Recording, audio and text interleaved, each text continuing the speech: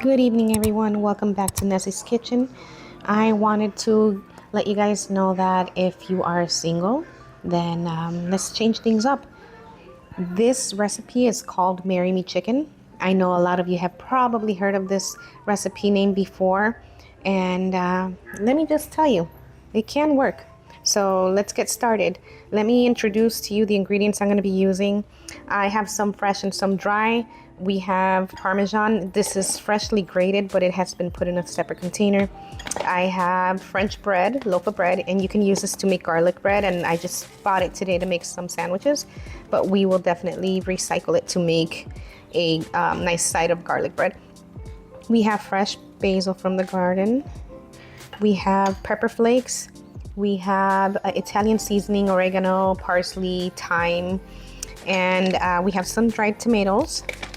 I will add mozzarella. You really don't need it. However, I like my cream to be cheesy. So let's improvise, right? Change things up. And we also have chicken broth. That's how we will be thinning out our base sauce. And we have our heavy cream. I guess it's not going to just be chicken. You can use a side of rice, but I'm going to use pasta. Again, you guys know this is my favorite, so we're going to be incorporating linguine and or spaghetti, whatever you have, fettuccine. I have, let's see, approximately 2.5 pounds of chicken breast. We're going to have to thin it out, so cut it lengthwise, and then we're going to make strips, and then we can just dab it, dry it up, and then add our seasonings to it. I did forget to bring out the flour, but we will need flour because you're going to once you pat it dry, you're going to put flour over this after you season it with like salt and pepper. And then we're going to grill it with our base flour. So let's get started. Okay, I'm going to start cutting things up. And by the way, I think I did forget another ingredient out here, garlic. I have to chop some up, but we will be using garlic as well. Do not forget that any Italian meal does require garlic. So let's go ahead and get started. I'll be right back. Okay, friends? Alrighty, so my chicken is all seasoned. There you go. That's what it's gonna look like.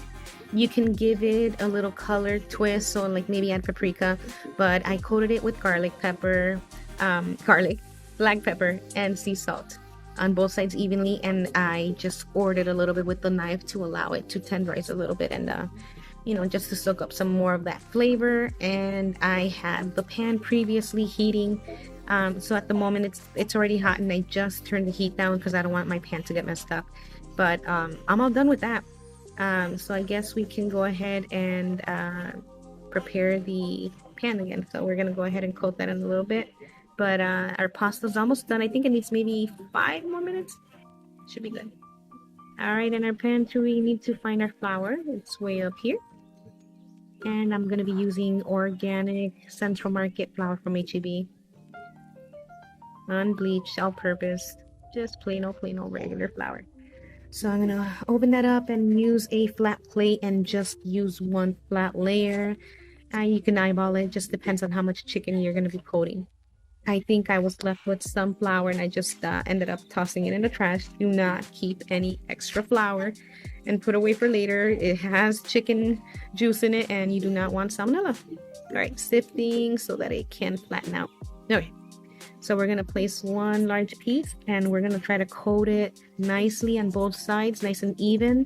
And any excess flour, we're just going to kind of like just pat it off. And we have a couple tablespoons of olive oil. We're gonna put the heat back on, and it should already be hot, remember, so it's just be careful. And I think that one's ready for the pour and to place it in the pan. So we're gonna do a couple pieces at a time. My little pan is not that big. You do not want to overcrowd the pieces because it will definitely be undercooked, and it's chicken, so you want it to be fully cooked, and we don't want to burn it either, so we're not going to bring the heat up too much. We're going to get another piece, and that's it, and that should do it.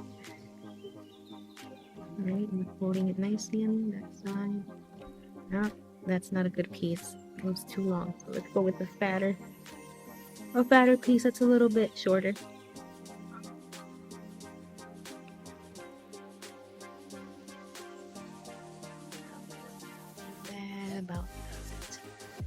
good on both sides.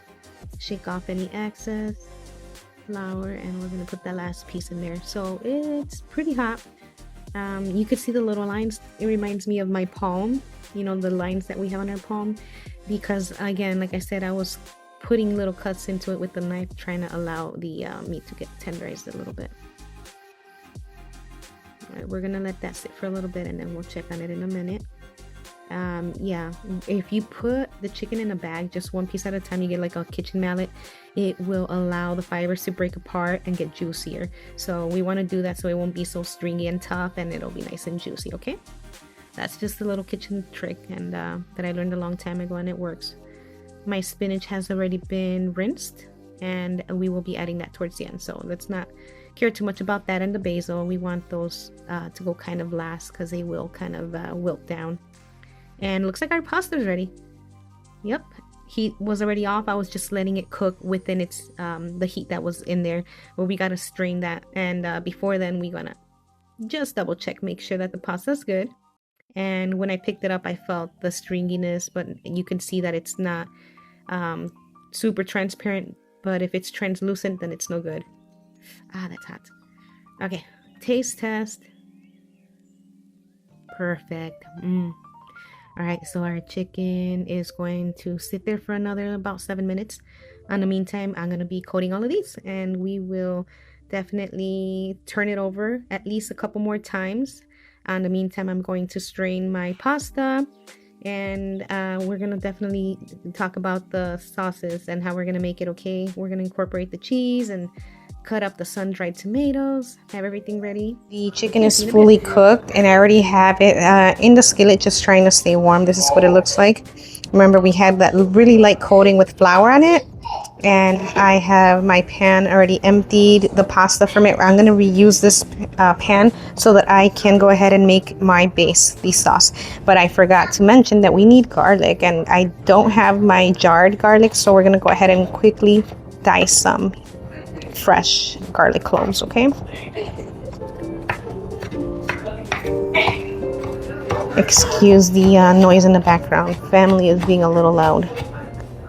All right, so we're going to incorporate our butter and start making that base with the garlic.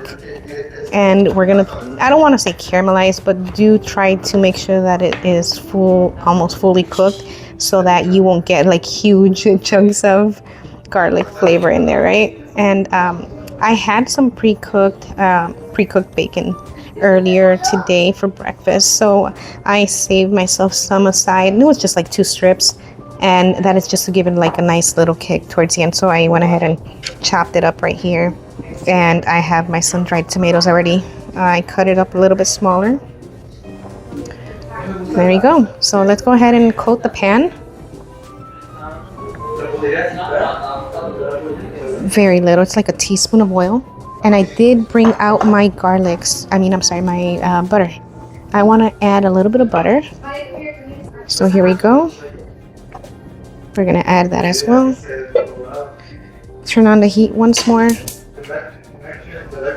And we're going to add our seasonings and our garlic, and that's going to infuse so nicely. It's gonna be the best aroma that you can imagine. So first is first, you can chop up the garlic as small as you possibly can. We're gonna add it now. The sooner the better.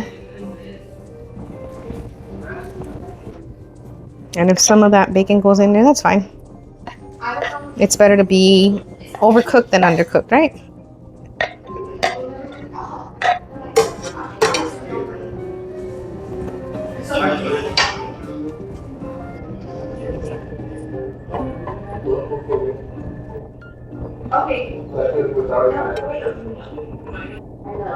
All right, there it goes. It's starting to sizzle a little bit.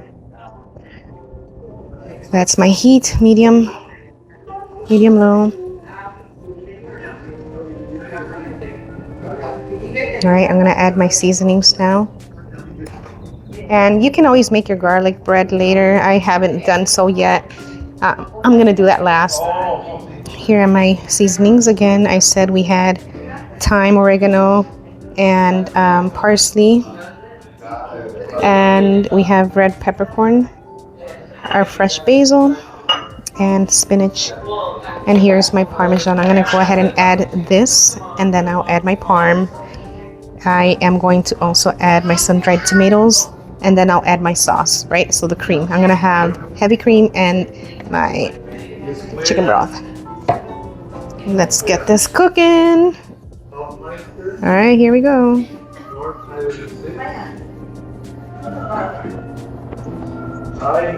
If you don't like spicy, you're in trouble.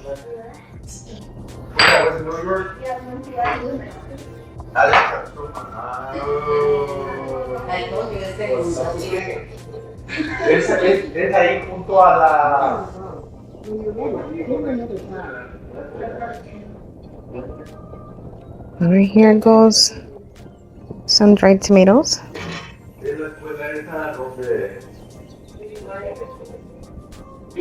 Wait, that one's cute. It has a blue on it. ¿Sabes por dónde sale de la colonia de... All right, and now a little bit more oil. I'm out, but I gotta refill this bottle. I don't want it to stick. And let's go ahead and add the parm. So this is a container that is approximately 5 ounces. So let's do 2. Not even. It's just gonna be. You see what I'm doing? This is basically a large tablespoon. So that's 2, 3, 4, 5, 6, 7. Okay.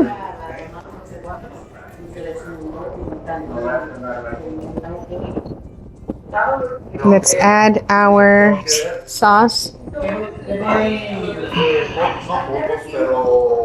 So I have some of this broth holding my pasta from staying dry, and that's why it's not whole. I'm gonna add approximately a cup, stir it up a little bit, and then we will see the consistency. I want it to simmer in there really well. Break down that parm. Ouch. And then I'm gonna add the cream as well. So I'm gonna turn this heat off. I don't want the cream to clot or coagulate in here. So let's go ahead and let this not be super boiling hot. You see that? We want to rehydrate those sun-dried tomatoes, and that's what is happening right now.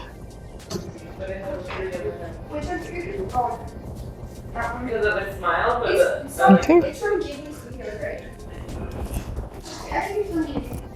Here goes another cup of broth to cool down the broth a little bit. I don't want it to, like I said, coagulate, because it will if it's too hot. At least that's the experience I've had. 1, 2. It's about 2 1/4 cups. Okay. And let's go ahead and add our spinach. And we're gonna do a really rough chop for our rosemary as well. Here we go. This is mostly for garnishing and the flavor. You don't want to boil it in there. It gets a little bit too strong, but it does. You need it. If you want this recipe to work out for you, you need it. There it is. Now let's go ahead, and stir it up.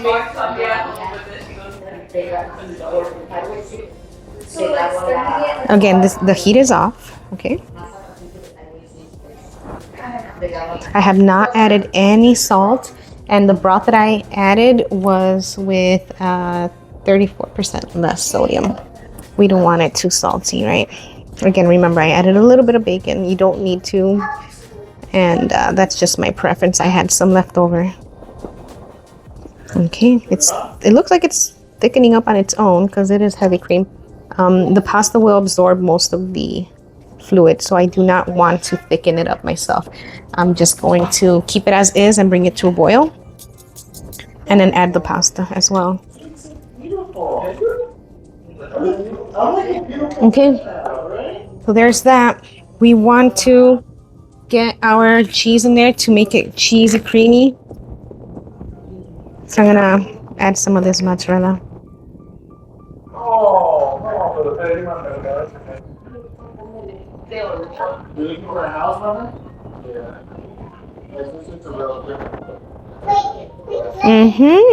There you go. We have about, let's do half a cup. Okay. No, I mean, even if that is their area. Can you hand me a spoon, Sammy? So I can taste the sauce. Then I will add some salt, because I have no idea what the flavoring is like. That's what I'm trying to say. Yeah, it doesn't need much at all. Ooh, it has a nice kick with the red peppercorn. So it really just needs a pinch, and I have Himalayan sea salt. Like I said, the chicken broth does not have a lot of sodium, but I'm just sprinkling some on. Everybody to their own liking. So I'm gonna add the pasta, and then we will make a dish so you can see what the final recipe looks like.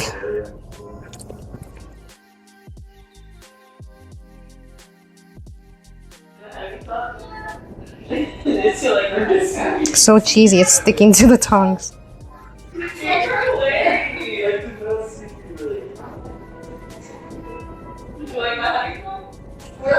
It doesn't want to come off. Okay. Well, we tried. One more serving. Okay, that's about it. Let's go ahead and add a piece of chicken to the top. And let's clean up the plate a little bit.